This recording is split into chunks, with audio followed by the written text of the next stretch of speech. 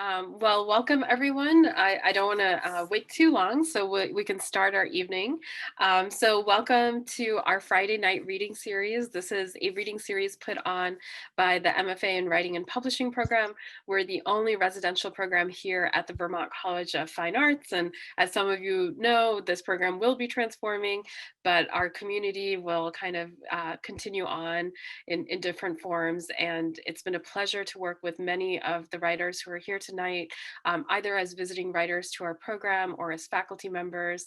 We're excited to have Robin MacArthur, Jennifer Baumgardner, Tara Skurtu from Romania, and Trinie Dalton from California read with us this evening.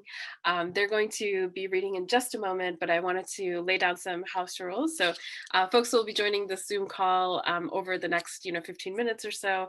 And as you are coming in, I would just ask that you mute your microphones if you're not at the podium, the Zoom podium.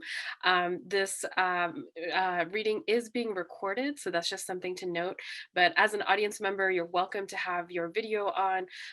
We will be having a Q&A and discussion at the very end of the reading. So if you don't mind having your video recorded for that moment, that's great. If you have a question or something to say, then you might be on the video for a moment. Otherwise, the camera will be focusing on our readers and authors for this evening. So just a note that we're recording this.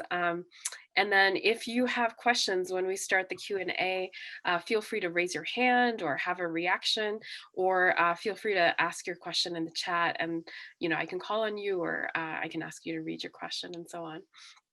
So yeah, so that's about it. Welcome to our Friday night reading series sponsored by the MFA in Writing and Publishing program here at VCFA. So we have a wonderful array of authors here tonight. They're coming from all over the United States, some as far away as Southern Vermont, others as far away as the Bay Area in California and Bucharest, Romania. So we're very, very excited about all this, in New York City, I believe, right? So we're delighted to have people join us on Zoom, and it's really special because we can have folks who are not based in Vermont join us this evening as well. So it's kind of exciting to see friends and family and other authors, celebrated authors here in the audience tonight. So I'd like to introduce our first reader, Tara Skurtu. Tara Skurtu is the author of The Amoeba Game and the forthcoming poetry collection, Faith Farm. A two-time Fulbright grantee and recipient of 2 Academy of American Poets Prizes and a Robert Pinsky Global Fellowship, she is the founder of International Poetry Circle and a steering committee member of Writers for Democratic Action. Tara is based in Bucharest, where she is a writing coach for clients around the world. So please welcome my lovely friend from Boston and Bucharest, Tara Skurtu. Thank you, Rita. Thank you, everybody, for being here. And thank you for saying from Boston, because it really is my home and I miss it. So I've been thinking a lot about traveling because I have been in Bucharest without leaving for over a year now. And I've realized that one of the new habits I've developed is just looking all over the Delta site like it's porn. I'm watching all the security videos. Thinking about traveling. So I'm gonna start with a poem that I wrote on a plane. It's all one sentence. Writing poetry is like fielding ground balls. Someone is smoking in the lavatory and one of the flight attendants says, "Shit."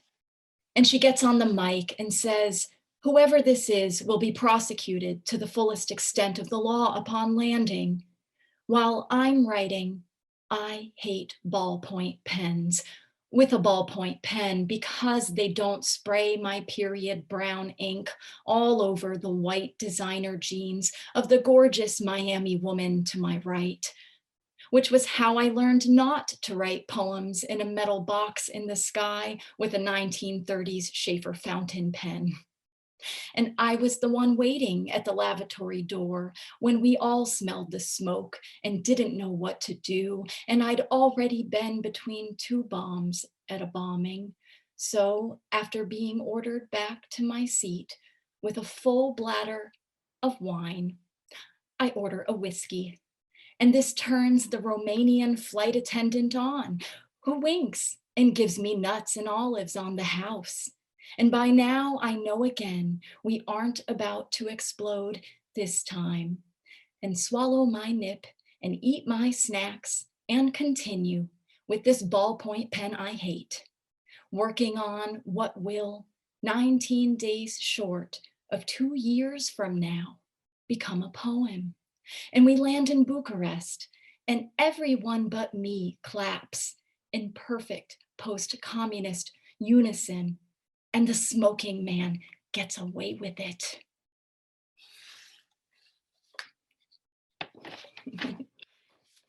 That's a fun poem to read. So apparently if you fly to Bucharest, you can smoke on flights and just walk off. Growing up Catholic gives you so much guilt and shame, but you get poems. Penance. But it was I who held your arm as the 3 grave diggers hammered your father's narrow coffin shut. It was I who drank every pore of your mother's vichinata, sucked the liquored meat of each sour cherry from its pit, swallowed even the floating worms. But it was also I who disobeyed the 2 saggy-breasted, callous-handed babas in headscarves, who, after asking if I knew anyone at the funeral, scolded me in Romanian for placing 12 marvelous white roses on the grave and not in the village church, where they'd live longer, be admired by the living. It was I who wiped the vichinata vomit from your face, wiped it from your arms and hands with my hands in the back of the backyard before dark. Daily, I wipe everyone else's piss from public toilet seats, and daily, I let traitors kiss my cheeks in public. But tonight, in my sleep, I'm finally arriving in outer space. I'm in orbit with my husband, whom I'm leaving for no one. We're breathing air that's just air, and I want to go back to our speck on the sliver of earth out the window, but this is now, and I am here. So tonight, we're in space for years, and this may shorten my life, but what a view.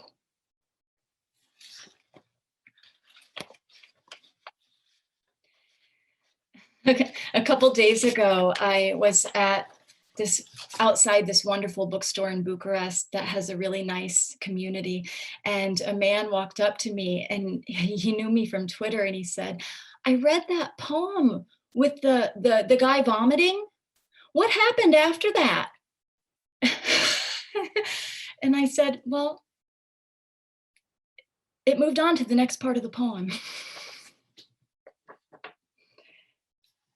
Grand staircase hike. Who would have known this year's heartbreak would end on a virtual hike through the Grand Canyon on an elliptical in a Bucharest hotel gym? Toadstool rocks are made up of volcanic ash covered by a thick layer of basalt. Over time, the weaker ash is eroded. The last time I was in this hotel, I got into bed and turned on the TV to a naked woman in the woods next to a naked man urinating into his cupped palms. There must be better ways not to die from nature.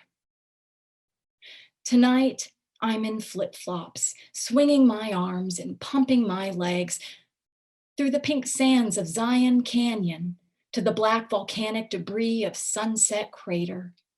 I've never gone nowhere so far. I'm unequipped to quit what I'm here to quit, but I'm moving, ash to stronger ash. Keep it up. You're almost there. You're getting ready for a geological rainbow.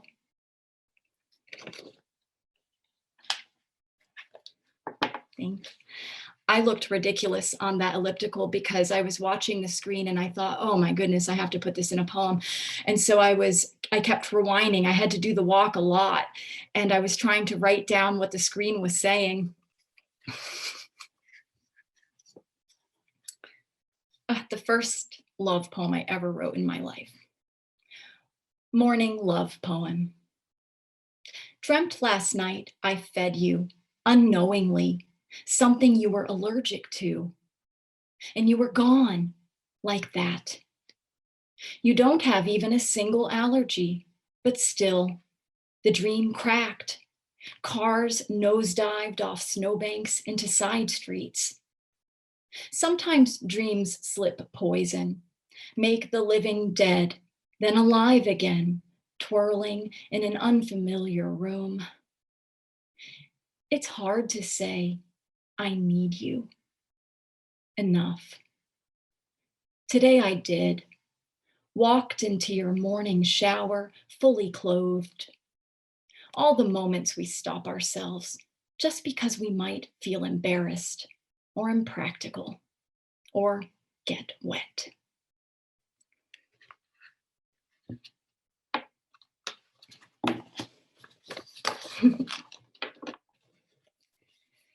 This next poem just appeared in the new issue of Samagundi, and I'm waiting for it to arrive. And I am so excited about this issue because Lloyd Schwartz, who's here right now, has a poem in that issue. And our poems are right next to each other. And he was my first poetry teacher. Over drinks. This morning I was thinking about mint, I told the playwright. Could be a good first line of a poem, he said. I stirred my drink and asked how the premiere of his modernized Hungarian Romeo and Juliet went. Brutal. Before it even began, the actors threw him to the foyer floor. It was staged, but no one knew. Nobody tried to help. Half the critics went home and trashed the play that night. But this means it works, I said. What is meaning but a sword aimed at flesh? Sometimes I hate it, as I'd hate hell. I prefer purgatory. Who wouldn't want a little extra time on the way to becoming your best eternal self? Fresh mint came to mind in the shower. This summer, at the shore of the Black Sea, one of my best friends told me she couldn't stand the smell of it for years. After her husband died in an accident, his decomposing body was on view in the dining room for 3 days. Maggots in his nostrils. Bags of ice weren't enough. She picked mint in the hot yard and laid bunches around the corpse.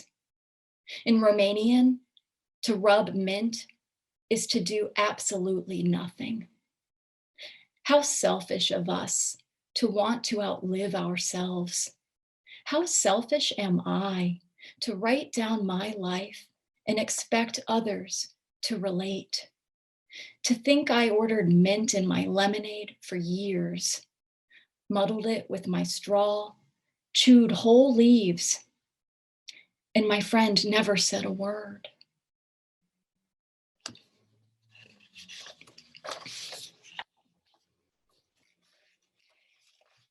It's hard to read newer poems. Like, you don't know how to read them. You have to learn how to do it.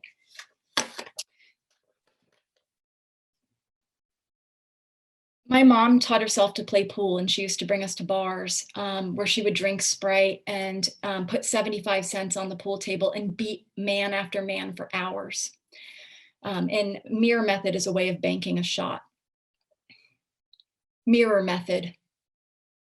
My mother and I aim for the invisible spot. I've gotten this far. 2 tables away, my mother becomes a mirror. A pool stick away. Aim here, she says. I haven't gotten that far in life yet. The cue ball lands. You're supposed to know where. All the best players know.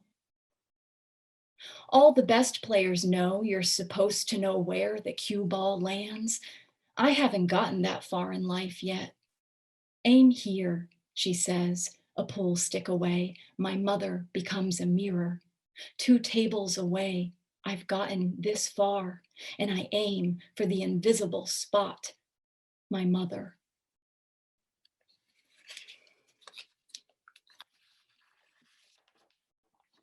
I have 2 more short poems.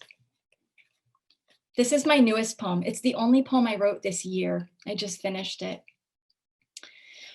100 Beers is the name of a bar in Bucharest. Separation. On the centennial great union day of your country, you're at 100 beers. You are your father and his father. Say, you don't have an alcohol problem, you have a childhood problem. You piss in your hands. I came to your country for you. I left you in your country on the boulevard of your ancestors, where a man pulls his bus to the curb, opens the doors, and reaches out the head of a dirty mop to loosen the blue, yellow, red flag caught in a rearview mirror. I saw a bus driver do that in 2018, and it took me until this month to figure out how to put it in a poem. And I will leave you with gluttony. My chest is the woodpecker pecked until the woodpecker no longer pecked. Thank you. Thank you, Tara. Thank you. If folks want to unmute for a second, you can applause. Thank you.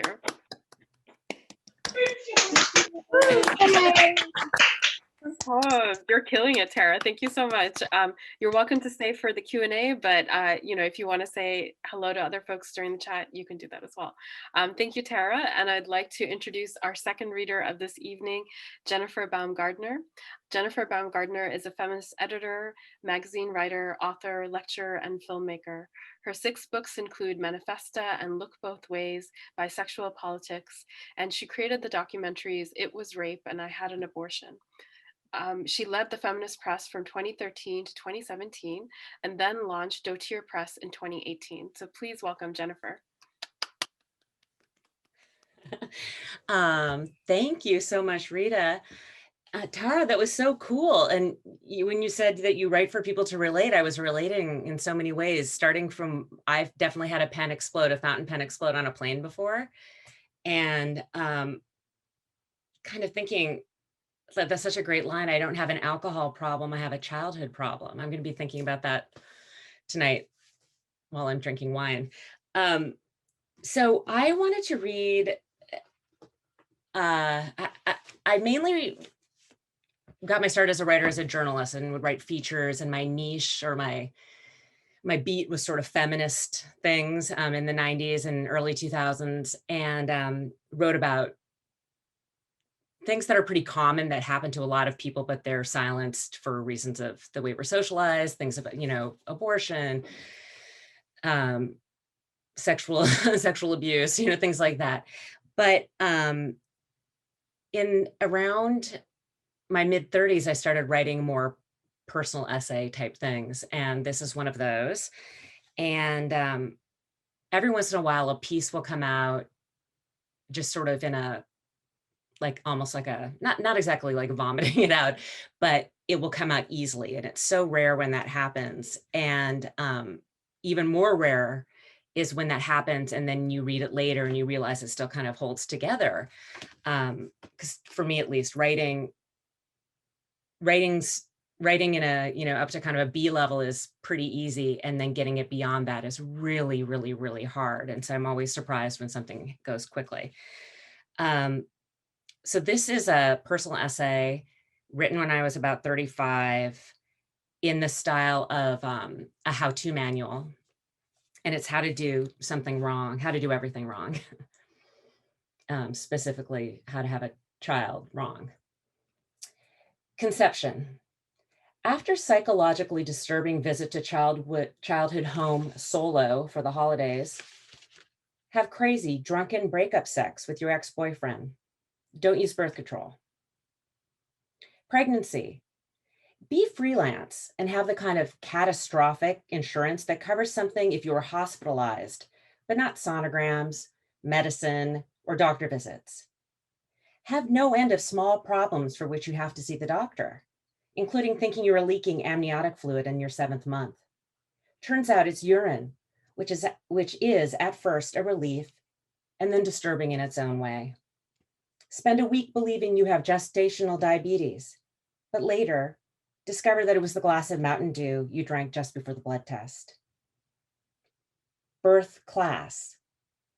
Attend with X, who openly resents any homework and bolts before class is over each week to get a drink at the neighborhood bar. Wonder if it would be more or less embarrassing to go alone. Labor. Wake up feeling crampy and dig out yellow Wonder Bra you've never worn before. Don it.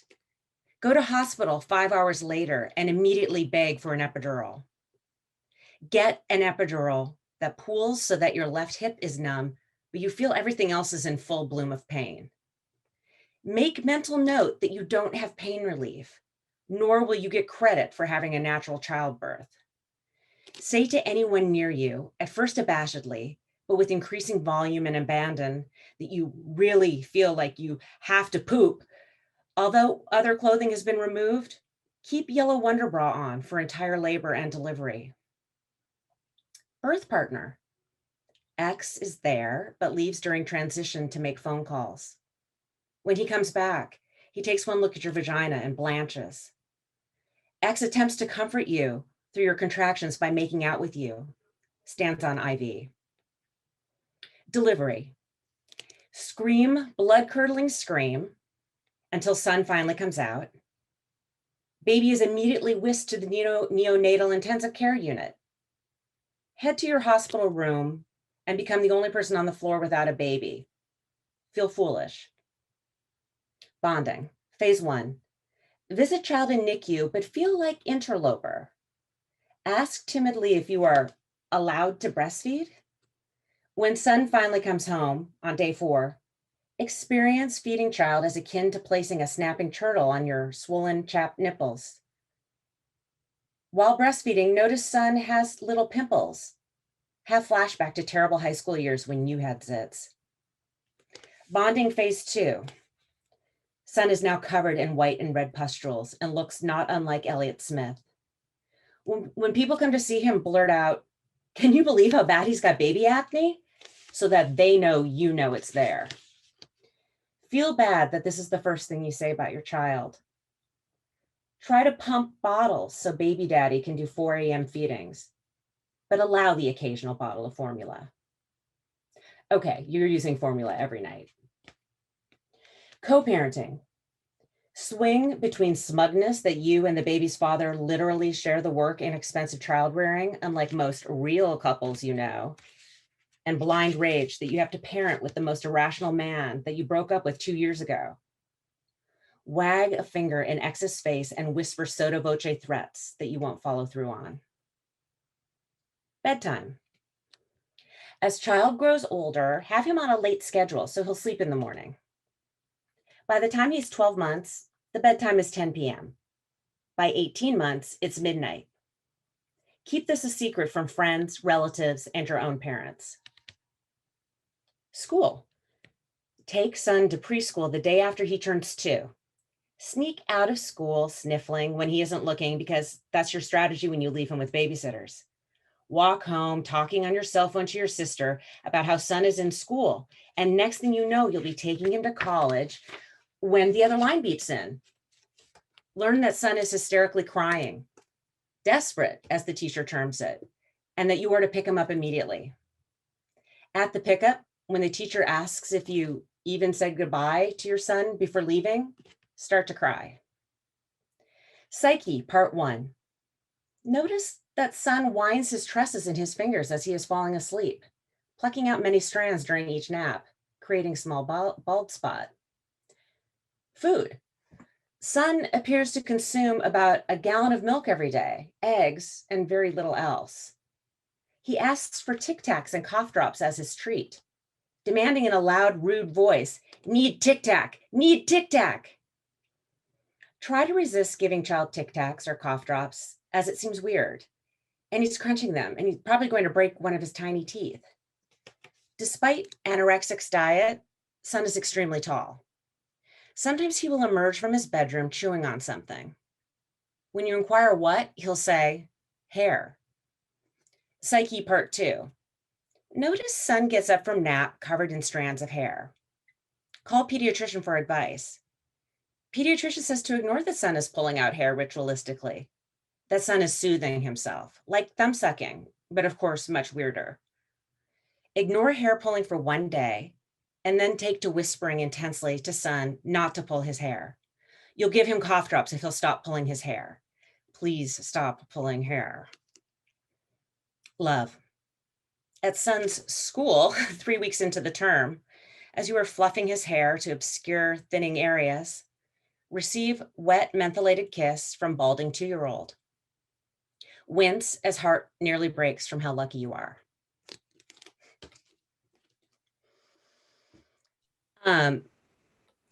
So that, Rita, is all I prepared, although I am in my own office surrounded by things. If I don't even know really how long that was, but was that sufficient? Oh yeah, absolutely. Okay, No, I was going to say that's such a beautiful and poignant ending. It's lovely. So if folks would like to just get off, mute for a second and applaud, please, you're welcome to do so. Jennifer, thank you so much. Thank you. No, and just to let you know, my son and I have both turned out fine. That was just like, the beginnings are, there's a lot of insecurity, or at least there was on my part. Absolutely. Yeah, no, it's powerful. Thank you. Thank you. I love the how-to. That was great. Next, I'd like to introduce Robin MacArthur. Robin MacArthur is the author of Half Wild Stories, which is the winner of the 2017 Penn New England Award for Fiction, and the novel Heart Spring Mountain. Her essays about place, home, and climate change have appeared in Orion Magazine, Hunger Mountain, NPR, and she is also the founder of Word House, a fledgling literary arts space in Brattleboro, Vermont. So please welcome Robin. Thank you, Rita. And Jennifer, thank you for that piece. It just brought me back. Of course, the specifics are different, but early motherhood is a trip. And the more honest we can all be about that experience, the less alone we'll all feel in it when we're there. So I feel like my heart is still racing from my PTSD of early motherhood. I wanted to it's such an honor and a privilege to read to you all. And thank you for having me, Rita. And I was just thinking, I'm going to read, actually, it's so funny, Micaiah, my dear friend, has my book perched behind her on her bookshelf. And I normally try and read from new work, but I'm just going to be very honest and vulnerable about this, in that I've just completed a novel and it's out on submission and I can't read from it. I'm just too nervous and scared, and it feels like this little newborn baby of its own that needs to just do its thing, and I don't want to touch it or even look at it. So I'm going to read from this first book of mine, which I wrote when I was a student at VCFA. So it seems like a good way to honor this VCFA, and also it was published in Hunger Mountain, and so I can read it in this essay, I can read it in honor of Hunger Mountain, and what a beautiful publication that has been for so many years, and all of the love that many of you have put into it. And before I read, I just wanted to say a little bit. I've been thinking about words during this year of radical isolation and grief and fear, and it's been a challenging year for me as a writer, because I've been trying to finish a book and feeling immense kind of vulnerability and fear of rejection around that. And yet the daily act of actually putting words on the page is such a salvation for me. And I just wanted to reflect on that in my own life, and how that every time I sit down to write, a word is like a little stone in a stone pathway that inevitably leads to a doorway of some kind. And these mystical marks and sounds of words have the capacity to make life more habitable, more just, more beautiful, more understandable, more capacious, more musical, more hopeful. So I'm just today grateful that this is the way I've chosen to spend my life, no matter whether it turns into an income stream or just a way to spend my time. And I am delighted to be in the company of all of you who have chosen that same path. And I will read this story, Creek Dippers, or part of it. I'm going to cut some sections as I read, which was published in Hunger Mountain and is the opening story from my book, Half Wild, which I did write. It was my creative thesis when I was a student at BCFA. And then I worked on it for another 5 years while having young babies and trying to edit and nurse and all of that. And then it was published pretty much as it came out as my thesis. Creek Dippers. Oh, and I also wanted to say, it's typically very hard for me to return to work that I've written in the past. And yet I was invited to a Sarah Lawrence class a few months ago because they had read this book, this story. And so I read it and I realized that this story still feels wild and very true to me. And it captures so much of what I'm trying to do with words, which is to show the way that we are shaped by and connected to the landscapes we inhabit, our kinship with the natural world, this theme of mothers and daughters and the complicated relationships between mothers and daughters. And yeah, I think that's it. So I will read. You want to jump in the creek, my mother asks. It's a Tuesday night in late July and we're on the porch drinking Myers doused with lemonade. She's wearing cut-off cargo pants and a Grateful Dead t-shirt full of holes. Her cracked toenails are the chartreuse of limes. No, I say, to which she snorts and throws her cigarette butt into the wet grass where it hisses before losing its flame. Mist rises from the field, baby grasshoppers pop, clouds drift. I don't want to go down to the creek with my mom, nor do I want to be living here at 16 in this deciduous, coniferous, no man's land of Vicksburg where we were both born. 40 square miles of intersecting roads, intersecting streams, failing farms, and rocky ledge, populated by ghosts and animals and lonely women. Frickin' heaven, my mom calls these woods. Heaven, like she'd know. She's 33 years old and pocked with life's failures, her sun-lined face and cheaply tattooed arms and soot-lined lungs. My mother has cleaned houses, waitressed, logged, gardened, trained horses, hammered nails, groomed dogs, hung sheetrock, and killed other people's livestock for a living. It's made her body crooked, wrinkled, calloused, bent, but she's a tiger too. She has a tattoo of a mountain lion on her left thigh that reminds me every time I see it of the love warrior inside her, the one who wanted something other than what she was born with, who nursed me until I was 3, the one who lays her hand on my shoulder when I come home from class and says, "Angel, you be good. You be real good, baby-o." Angel? Your mother named you Angel? What is it with us and our mothers? The way we both love and hate them, the way they define ugly, and yet we catch their face in our mirror and surprise ourselves with gladness. The last mountain lion they saw in our state was in 1883. They shot it in the hills above our town, and now it's stuffed in a museum in Boston, tawny eyes aglow. My mom tells me she'd like to steal that motherfucker someday, free it from its goddamn stillness. She's only 1/16 Abenaki, but claims that cat as her spirit animal all the same, and so that tiger tattoo inked across her bony thigh. My mother and I have lived in this house, this hunting cabin on concrete blocks she stuffed with insulation since before I was born. There's a creek below, a field out front, a gravel road that runs straight for a while, and this porch. this porch. What is it about houses? The way their simplest elements contain who we are, say things for us. I was born on the living room couch, a mattress over a couple of crates. There was blood and my mom's great aunt sugar with bundles of herbs and warm, thick hands. Wolves, my mother says, balancing her wide, bony foot in the air, touching the moon with its silhouette, laughing. There were wolves in Alaska. She's getting drunk, I can tell. I close my eyes and she disappears. I don't want to be a pioneer. I am silently naming the places I might go. Chicago, New Orleans, Amarillo. We're waiting for the storm, which we can smell coming through the trees. We're waiting for Robbie, her boyfriend with the bad teeth. We are, in some regards, waiting for dawn or tomorrow or next year. Leaves shuffle, milky clouds stream past. The creek calls the water in the clouds home. My mom says it smells like desire and tips her head back, sniffing. Desire. For a moment, I know we both feel it, our shared loneliness. A deer steps into the far edge of the field, stick legs, dark pools of eyes, then turns away into the gray trees. Objective correlative.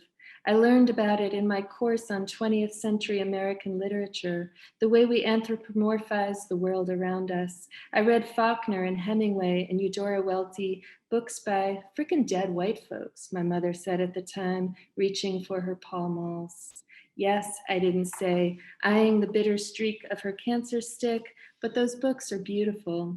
They make me think of nights like this on this porch, clouds and crickets and this blue hunger, only they turned it into something other. Took it off the porch and into the air. They got out of Dodge, those men and those women. But back to the here, the now. It's hot, just a quick dip, angel love, my mother whispers. Let's go, she says, stubbing her cigarette and downing her rum. Robbie, we both know, will show up soon in his rusted out plumber's van, shuffle up the steps with a 6-pack of beer. There is nothing wrong with Robbie, absolutely nothing wrong with or extraordinary about Robbie. We head toward the creek, silver, its banks lined with rocks and moss and roots and tangled ferns. We've dammed a spot with logs and sticks and concrete blocks so that there's a 3-foot deep pool of clear running water, a patch of sandy bottom. Not much, but enough on nights like this. We strip, wade in, feel the cool climb our shins. My aunt in West Texas lives in a trailer at the edge of town with a view of the Big Bend Mountains, a dog named Pico and a truck named Rose. Whatever, I want to say to the blood-dipped moon. My mother goes first, butt, chest, shoulders, then flips onto her belly and dips her whole head under. I go next. Underwater, you can see the glisten of stones, the toss of ferns. My mother's white, magnified body resembles a whale beached in far too shallow water. My own, down birch trees, coiled wire, a deer. The water is ice cold, mountain melt from higher ground and deeper springs. I raise my face and look up at the dark sky peppered with holes. Lovely, my mother shouts, grinning, stepping out of the water. She rubs herself down with her Grateful Dead t-shirt, slips into her underwear, heads toward the light. Robbie will be here soon. You coming, Angel? Nah, I say. I'll stay. I'm freezing underwater, my body a cube but diaphanous with stillness. My mother disappears up the footpath, and I dip my face back under, head tipped back like a dolphin, like a bracken fern, like an old wheel spinning. I think of those people I will someday give my body to. I think of the girls I go to school with, their normal mothers. I think of these roads, fields, creeks, ephemeral mountain lions. I stand up in that shallow lit by moonlight and stay there for a moment, naked amidst the eyeless trees, then step out of the water, dry off, and slip into my clothes. There are voices on the porch, candlelight, Robbie's van, smoke rising. I'm freezing out in the field, but I'm made of bronze too, cast iron in t-shirt and jeans, barefoot and far from pregnant amidst the grasshoppers and trees lit by moon. What is it about fields? The way they make all directions viable, the way they give houses, porches, voices, perspective, the way the word itself, field makes you feel both domesticated and wild, both wolf and human, capable of heading toward that porch with its smoke and laughter, or toward the woods where you could quietly and without a sound start walking. Thank you. So gorgeous. Thank you so much, Robin. If folks want to unmute, please clap. Thank you. Oh, gorgeous. Thank you. I just felt like I was right there. Thank you. So beautiful. And next, I'd like to introduce Trinie Dalton, who's a wonderful faculty member of ours. Trinie is joining us from California. Trinie Dalton has authored, edited, and curated 6 books, including Wide-Eyed, which was a selection of the Dennis Cooper's Little House on the Bowery series and a finalist for the Believer Book Award. Dear New Girl, or Whatever Your Name Is, co-edited with Lisa Wagner and Eli Horowitz. This is an art book for which she transformed her archive of confiscated high school notes into a collaboration between 50 artists. Mythm, which is an art and fiction anthology based on mythological monsters and horror. Sweet Tomb, which is a fairy tale novella, and Baby Geisha, her most recent short story collection. So please welcome Trinie Dalton. Thank you. Yeah, wow, it's really fun to be here and listen to the variety right now. That's just been a really nice range. Thanks for curating, Rita and Aaron and Micaiah, and great to see those of you here. And James, nice to meet you too. I'm excited to chat with you about research soon, research methods at 6:30 in the morning for me. So I'm gonna be like, in my car with my coffee, like talking about research. I'm doing it. I don't know how yet. It'll be fun. But I see you juggling kids, and I'm the same. My toddler is, I think she went to buy guitar strings. That was like the big errand, so I could do this reading. Yeah. Then my partner's birthday is today. That love poem made me think, oh, I'll read a piece about and for my partner, Keith, who also goes by Hush Arbors. And it's like maybe my first love story too that I've written, but I don't know. I was thinking so hard throughout the whole reading, like they all seemed like love stories in their own ways, everything we've read so far, right? Love of the land, love of the baby, and all the fear and conflict that goes along with that love. So these are 2 pieces that are about a love of place. I thought I would show you, they're setting based. So if I can, I'll show you a couple photographs, one of each place. Here's a share screen, if I can. Let's see if I have the capability. Ooh, okay, hold on. Okay, here's the first spot. That's the first spot.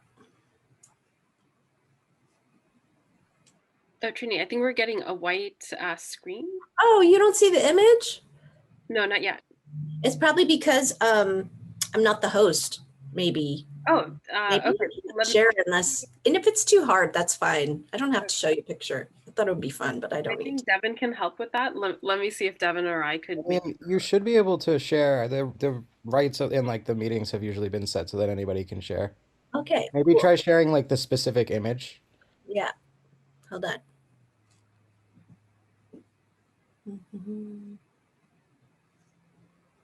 going to try one more time. There it is. Ha. Okay, there's the first. There we go. Yeah, nice. That's the spot. Okay, and this one is called Foxglove Ballad for Hush Arbors. And this is from my most recent book, Destroy Bad Thoughts, Not Yourself. The vulture hangs a right in the sky. So do I, the same on the highway below him, heading inland off PCH, away from that beach where I woke up and knew I loved you, to drive to the spot where my final decisions get made, a pebbled shore on the Eel River. The ritual is a tall boy and a puff on something hand-rolled to conjure the tree gods asking for old growth advice. looking up a lot to imagine WTF goes on in the tree canopy. A flying squirrel navigating tangles of moss, perhaps, or termites frenzied on burl porn. I'll now rectify my old life with my new, sign the divorce papers, get my stuff straight to make the final clean break. The way the newly bloomed trillium sprouts so freshly on this roadside as I fly past the Eel's emerald headwaters, where my home river becomes ocean. It's a salty life, this one. If you fight it, it's disaster. Once in a while, it throws you a bone. This road follows the eel, looks eely, snaking through hills paralleling the water, feels eely, slipping into optimism, my new skin, that I thought had vanished permanently from my brain like used road signage. Something you read and ingest for content briefly, then poof, discarded information. Your fox-gloved spirit has something antiquated in it. Your leonine demeanor cut with goof negates my previous hardships, makes driving for hours in nameless zones exquisite with anticipation. Thermometer oscillating, fine needle threading silk, my body gets hot and cold again today. Calm for moments, then panicked by fiery admission, submission. Hope it's requited. Love is tubular and shimmering like an eel, slippery and elusive, sweetgrass pungent. I don't even know what we talked about all those hours. Slick time, another kind of eel. I come away from it with only your chameleon eyes on me, wanting to watch them change color day after day forever. My burgeoning willingness to walk through walls with you. This sounds like a Grateful Dead song. Banff, 1988. You were my green banker's lamp illuminating the desk while I typed up an incident report about kids abusing cough syrup. I had on the kind of visor poker players wear.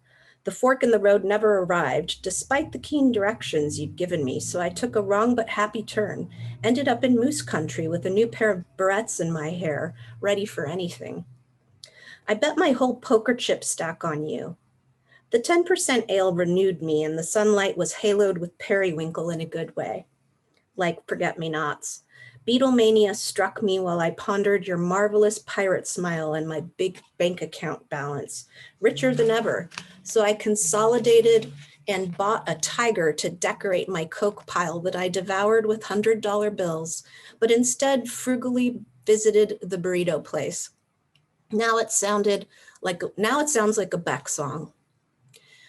It was an analog evening, nothing digital about the beans and rice. The vagrants begging me for change outside the taqueria were sincere acid heads and triggered a memory of the leather-clad motorcycle hottie who used to ride me around the Canadian pine forest.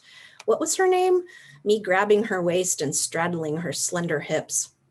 I got a D in Western Civ because I was always following her out of the classroom. When she was bored, she'd grab her black helmet and walk. Disliked kissing her though, and she had a limp handshake. I only kissed her once, not that I was so butch. I shared a boy with a girlfriend once, shared a girl with two boys once, and took showers with a girl while boyfriends watched.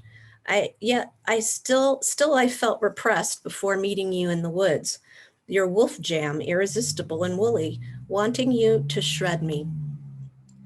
I lost a friend at that burrito place. She hated me for selling out to meth and leather biker chicks. I told you I liked leather and I wasn't joking. Passed out in the nearby cow pasture after doing that guy with my strap on. My sense of adventure is totally renewed by you. My memories are returning. We met on spring equinox like horsetail sprigs emerging from mud. I am your taffy, marauding like a priestess through an ice cave melodrama, my head turbaned in bamboo leaves, those insufficient barriers against frigidity, my ears ringing from lack of earmuffs, my throat aching like I smoked 1,000 frostbitten cigarettes in a row, my heart frozen like a mammoth in an ice block until you came. I died in there. What you're experiencing is possibly a zombie of my previous self, a hungry ghost come back to act out what she wants to be, doing it. But then again, it feels real. Maybe I'm not separate from the rest of the world anymore. Can a cure be that simple? One real exchange in a big white bed. Let's repeat. Come to me, stay with me, be mine.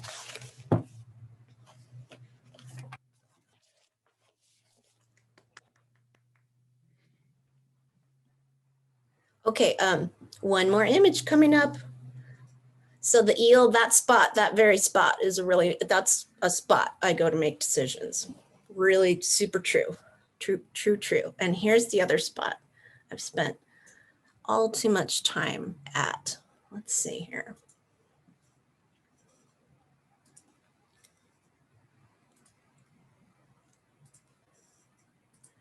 It's totally different. It's like really hot and dry. Can you see? So this is, these are mud pots next to the Salton Sea.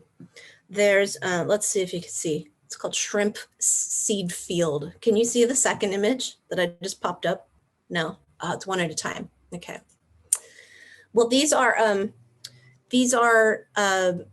mud flats, and these are caused by bubbling mud coming out of the ground, geothermal energy out there. So it's a really cool spot. All right. Okay. And this piece, last piece, is called The Deputy.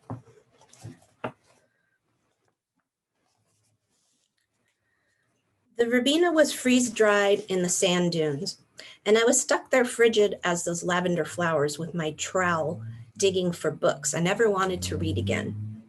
My previous library was submerged somewhere under these humps, and I had opted to ditch it, but there was this infuriating international law that refused an individual her right to relinquish possessions. It was not as if I were leaving a baby out there, or a parrot with clipped wings, or a goldfish or a corpse.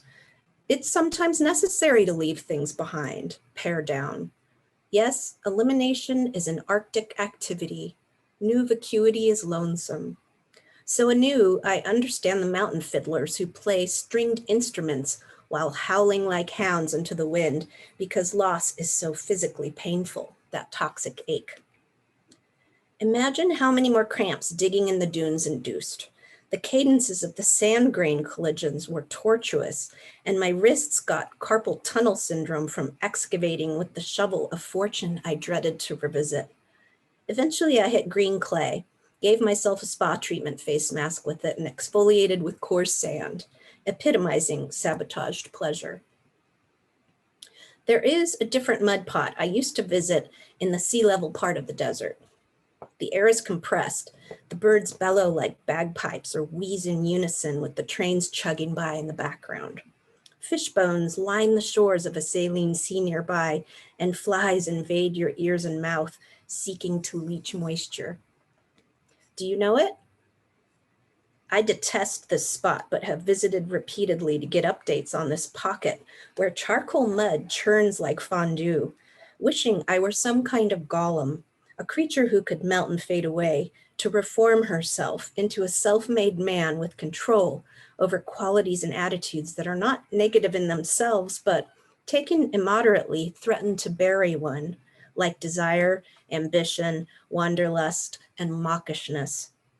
I seem to always find myself mired in these amplified crossroads situations, lachrymose and ready to succumb, even though supposedly, if lessons are learned correctly, history will not repeat. I refuse to believe that our mistakes are uniform, that identical tragedies reoccur era after era with no liberation. And that's why I buried those books. I buried my books to grow. Anyway, to conclude succinctly with apotheosis, at this particular dirt bowl, a burrowing owl resides as deputy, second in command after the roiling, furious earth. She is a paragon of diminutive beauty at a mere 6 inches tall, and her legs are 3 inches tall, totaling 9 mighty inches. Picturing a delicata squash with toothpicks jammed into its base will help you understand her girth and shape. Burrowing owls nest underground. This one rears her young adjacent to a fissure, which I appreciated immediately upon making eye contact. If this dainty owl can dwell in such infernal surroundings, raising robust chicks who exemplify tenacity, then certainly humans are not so frangible. We may be increasingly deformed by each trial we endure, but a clue to the cure for feeling stuck resides in accumulating what the mud has, elasticity.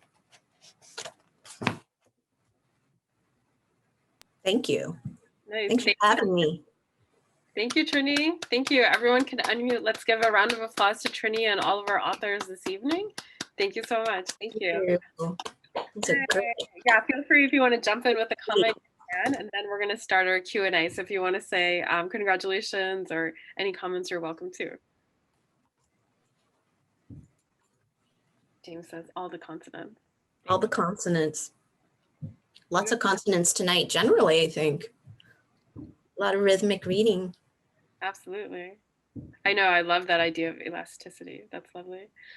So we're going to start our Q&A portion of the night. If you have a question or a comment, feel free to either raise your hand physically, use the reaction icon for the hand, or type in your question or comment in the chat.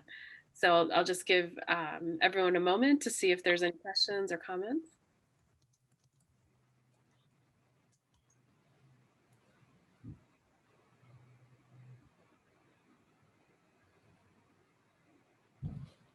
So one question I have for our authors is that, Tara mentioned this idea of, this bus driver, shaking out the flag, right? Which is so vivid. And 2 years later, you have come up with the poem, right? And I think that that's a process that happens to a lot of authors where you witness something startling or have a particular experience, or you're in a particular location that's really kind of vivid or unique. How do you find yourself kind of going back and incorporating those memories, or when do they bubble up and how?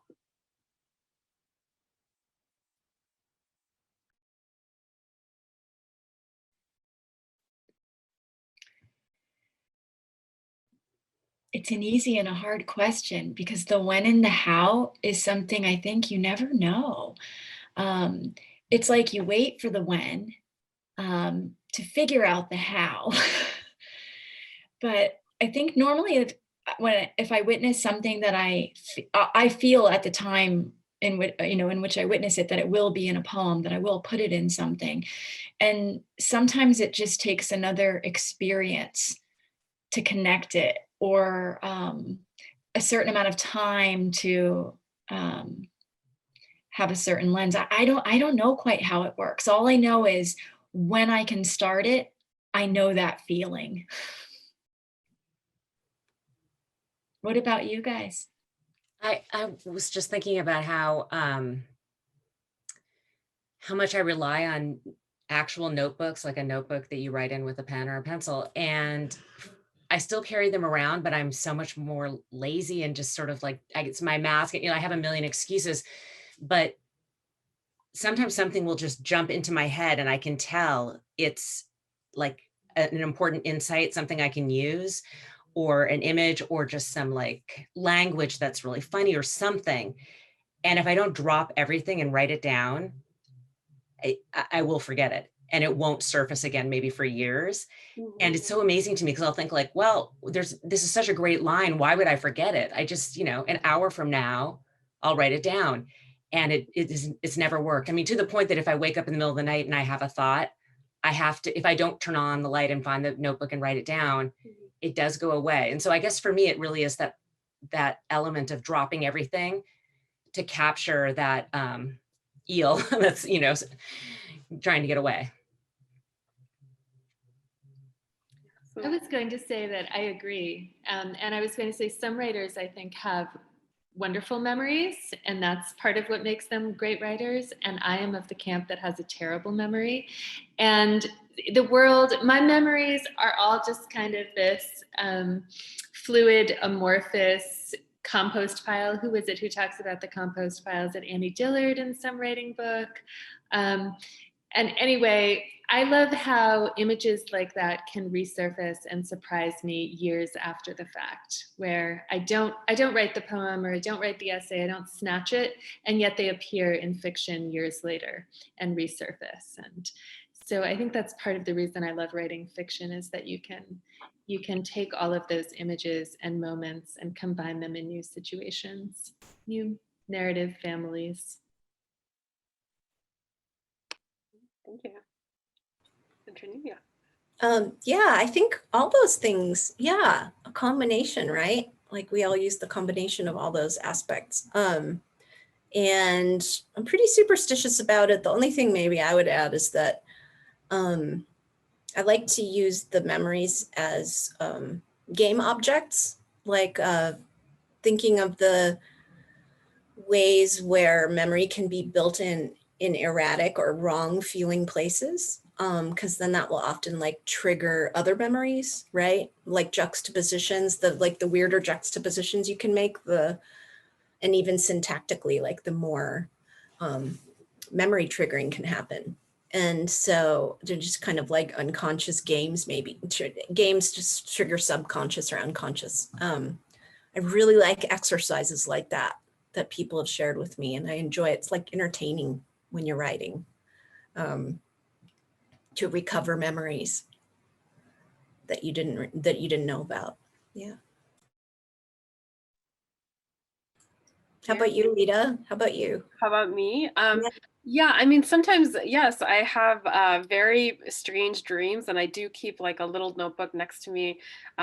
Especially this year during the pandemic, I've had the weirdest dreams. Like, and one dream that I had several years ago, I woke up, I think, screaming, saying, "Beware the diagonals," something just as absurd as that. And I'm sure that's going to come into an essay or a piece soon. And in fact, some of the essays that I'm working on, I'm talking about that place of imagination where your control of meaning kind of disappears a little bit, where you see it in the dream state or the trance state, but kind of talking about that in terms of how, for my book collection, how women keep their cool, or how women express themselves. So yeah, so anyway, so thank you. I think it's something that I think about, and I do try to note when I come up with a phrase or an idiom. I was just reading something from Laura Vandenberg, who said, "I love it when a short story starts with the final sentence, and then I have to write the story from it." Right. So yeah. And then I know there's so many other authors here, James, I saw Robert had a comment, Micaiah, if you guys want to jump in, feel free to.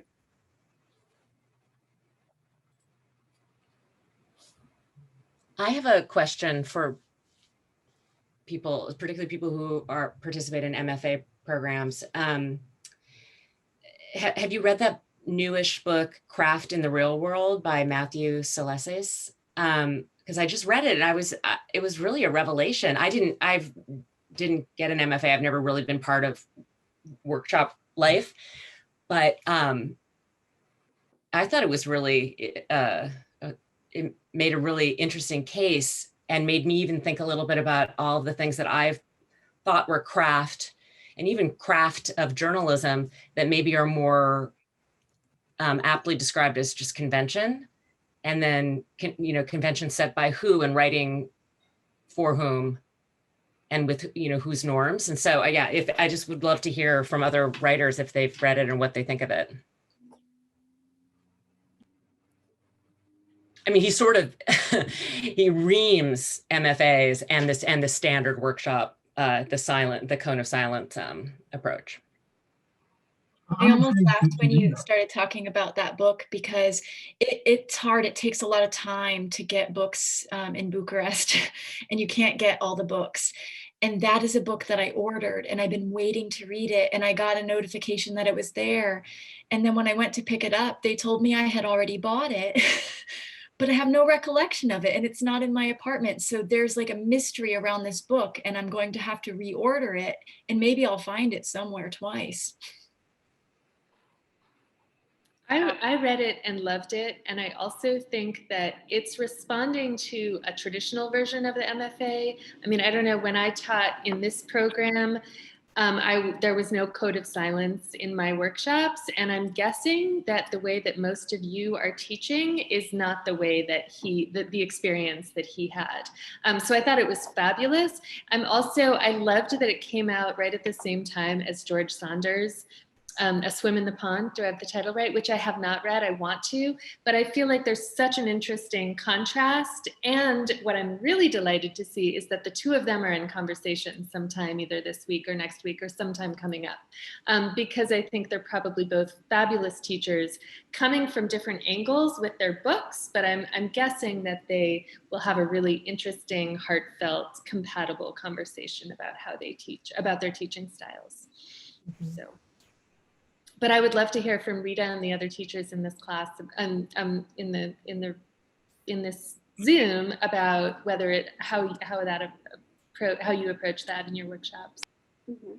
Absolutely. I thought I saw Tim and James. I know James has a screaming toddler, but Tim first and then James. Yeah. Yeah, I can say a few words about it. I've been reading it. I have my copy and I've been reading it, and I think it's a pretty it's a game-changing, groundbreaking book.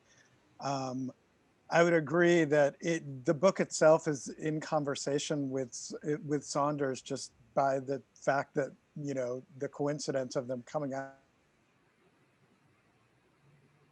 could be an amazing event. I think what's so great about the book is that, and I've been talking to a lot of creative writing instructors who've kind of been teaching for a while, and all of them say that they don't teach in the same way that they started teaching, you know, 10 years ago or 15 years ago. And I think what Matt's book is doing really well is it's sort of distilling and crystallizing and giving some foundations for some of the changes that we've been, you know, that maybe people have been making instinctively, but also kind of pointing to some new directions. And really getting me to sort of question and reflect on everything that I do, and every sort of instinctual assertion that I make in workshop, or move that I make, and things that have become almost muscle memory at this point, sort of challenging those, and, you know, not necessarily always undercutting them, but always complicating them, and always sort of enlarging my understanding of them, even if I will continue to do certain things. So that's my take. And James? Well, that was also well said. It's hard for me to follow that up. I mean, I think that, I mean, I agree with most of what Tim said, and I've known Matt for 15 years now, and my wife actually has known him for longer than that. They lived in Prague together, and this was something that we were constantly in conversation about. We went to Emerson for our MFA, and it was pretty. I mean, I understood at the time the differential between the way that system benefited me as opposed to the way that it shut down some of the things that he wanted to do, and the ways in which the workshop didn't respond to the things that he wanted to put forth. And I think that my sort of experience watching that was being able to understand the difference between a workshop instructor who had the sort of elasticity and liquidity to respond to, you know, like different ways of telling stories in different cultures and different ways of approaching things. And my, you know, the way that I teach mostly is hopefully directed by the students, whether they know it or not. And Matt and I have been in conversation with that and about that as long as I've known him. And a lot of the things that I thought of as being relatively concrete, I was actually very pleased to know that they weren't concrete. You know, I think I don't want to read my story. Like I want my mind and my experiences to be expanded. And I think that that's what I'm shooting for. And so, and I think Matt was one of the people who really kind of opened me up to that. And I think the book is brilliant. He's such a brilliant thinker. I just think the world of him. And unfortunately, he's had a rather tragic life, a lot of it. But I think it's an important book for everyone who teaches in any capacity to read. And yeah, it's one of those things, like, I think about him sometimes when I'm teaching. I'm like, is this the right thing? Like, what would Matt do? I wish I had like a "what would Matt do" tattoo, which actually I could probably get, but I probably would upset a lot of people in my family. Sorry, my children are currently screaming in the background. But yeah, if you haven't read the book, I highly, highly, highly recommend it. I think he's just such a brilliant thinker and so good at elucidating those thoughts on paper. But I think everything that Tim said, I would just like to second and thumbs up. So yeah. Well, thank you. I think Micaiah has a comment, and Trinie is heading out. So I just wanted to say thank you, Trinie. Thank you for joining us. Thank you so much. It's really good to see you all. Thanks for tuning in so late at night too from Bucharest. It was awesome. We'll Really talk soon. Yeah, Thank you. Yeah, I'll talk to you and Robin too. I'll see you next week. Yeah, see you next week. Next week. Thanks. And I'll see a lot of you next week. Darla, I'll see you next week. Okay. Bye, Trinie. Sounds Bye. good, Trinie. Have a great evening or night. Good night. Bye. Jennifer, I wanted to also say we just read this book, which just came out right at the same time as Matt's, basically. And it's I can't tell if it's right side, if it's backwards for you, but The Anti-Racist Writing Workshop by Felicia Rose Chavez. And I loved it. It's just a little bit of a different tone and entry into it than Matt's, I feel like, but I loved it. I was really into it. Absolutely. Yeah. I mean, I've read Felicia's book. I've read reviews of Matt's book, but I haven't read it yet. I think it is time to consider like how we decolonize the creative writing classroom and how do we center authors. And, so often students, they see faculty members as authority figures who can make or break their careers or their identities as writers. I was just speaking to a thesis student after, Tara's PD talk this morning, and she was basically on the cliff of saying, I can't be a writer anymore because I'm failing at revision. And I told her Tara's story and her exercise about writing down your fears, and it just, it was this thing where like, she kind of just lit up after a while. She was like, oh, I am really holding on to so many anxieties, so much internalized shame, right? And I think the old-fashioned traditional model of the MFA that kind of reaffirms that hierarchy contributes to that our young writers are not there yet. They're not good enough yet. So, yeah. It also creates a bandwagon effect. Because it's so diagnostic. It's like to approach it without the ease of giving it the authority or following the authority the piece has, but to approach it from okay, what can I find in this point of view? But when one person will say something, other people will, I don't know how to explain it otherwise in any other way than a bandwagon effect. And it can be very bad for the poem or the story and the writer. Yeah, I think that's absolutely true. And I think that the best, I tell my classes this all the time, the best readers you can find, the best editors you can find are those that figure out what you want to do and help you get there, as opposed to those who try to shape you in their own image. And I went to Middlebury for undergraduate, and I went to Breadloaf, the Writers' Conference, while I was there. And I was 20.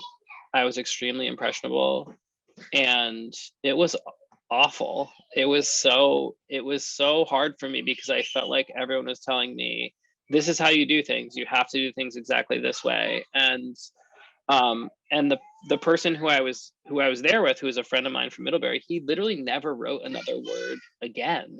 He was like, I don't want to be like those people. And I was like, well, then don't be like those people. Be like you and me, but we can like be the kind of people who don't act that way. And I think that there is this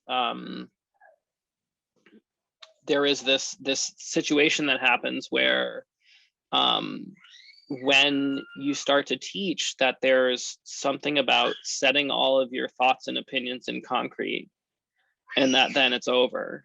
And like, I think this, and this is how we do this. And I was actually, quite frankly, like a little worried about teaching for that exact reason. Like, I don't feel that way about just about anything. So I think for me, it's always, you know, just trying to listen to the students, to try to like have an awareness of the culture and the various cultures that are coming into the class, and then doing your best to help them do what they want to do, as opposed to being like, well, you should clearly write like person XYZ who's probably a dead white man, you know?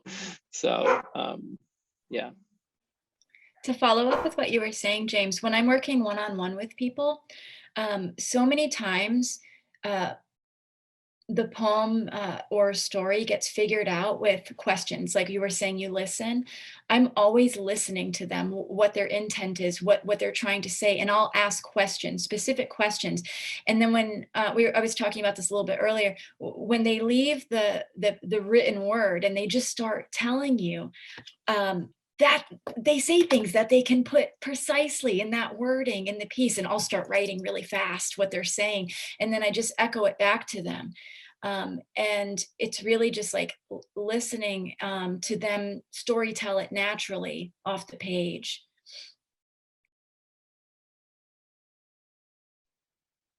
Nice, I love that. Robin.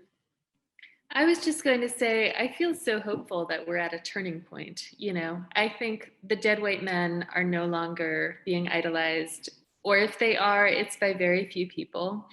And that isn't to say that there isn't some gorgeous work out there written by dead white men, but you know, I feel like the general dialogue around writing classrooms and MFA environments is changing, and what we're reading is changing, and what the publishing industry in the past year has, I hope, making some radical changes as well, in terms of what they're supporting and what they're putting money behind. So I don't know, hopeful that the devastation and violence and trauma of the last year has in the last many years and centuries, is we are beginning to see some new things coming into our central in our conversation.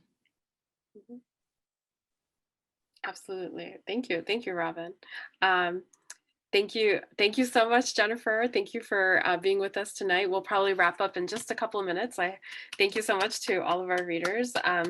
I just have one quick question, and then we'll see if there's any others before we end the evening at about 7 o'clock. So my question is, what about international literature? I know, you know, some folks have lived abroad. You know, some people are translating work, like Tara, and you know, Tara started the International Poetry Circle.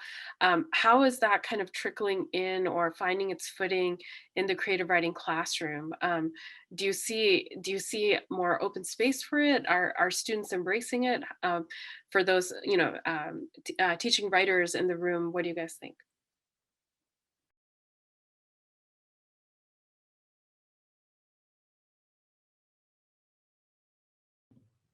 Well, certainly, as just a proportion, as a publisher, just as there's a much larger proportion of work being translated from a wider variety of countries and a wider variety of languages, and much more kind of queer and feminist work being translated.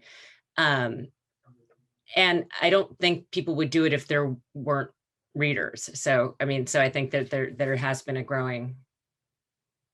really growing audience. That's what I'm experiencing as a publisher.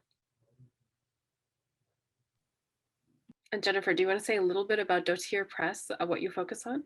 Sure. Feminist books, but that's very broadly speaking. You know, people of all genders. There's books for all ages. I've done my 2 best-selling books are children's books, but I didn't set out to be a children's picture book publisher. And, you know, novels, nonfiction, and memoir. I'm even doing a cookbook, but I have 2 books in translation, and they're both, one's from Norway and one's from Iceland. And that's just because that's my background and I felt connected to it, but not because that's the main stuff I'm offered at all. I sort of lost my thread there, but anyway, so yes, so Daughter's been around for a couple years. I think I've published about 14 or 15 books. And, there's something when you do startups, it's sort of the same when you're writing a book, like there's this moment, you have this great idea and then you sell the book, you're really excited. And then you're writing the book and sort of midway through, you're like, this is awful. And I wish I'd never started it. And, but you're too far away from the shore to turn back. It's like that with starting your own publishing house too. I think I'm at the point though where I can see land, but I've been swimming for what feels like a long time. Absolutely. I met Jennifer at the Brooklyn Book Festival, I think about almost 2 years ago at this point. And I just remember your booth was swamped at the Brooklyn Book Festival. So everyone was checking out the books, it was lovely. And I'm so glad that there is that space for translation and women's voices and feminist literature and queer literature. It's so good to see so many indie authors and publishers out there. So yeah, thank you. Great. So yeah, other answers or questions?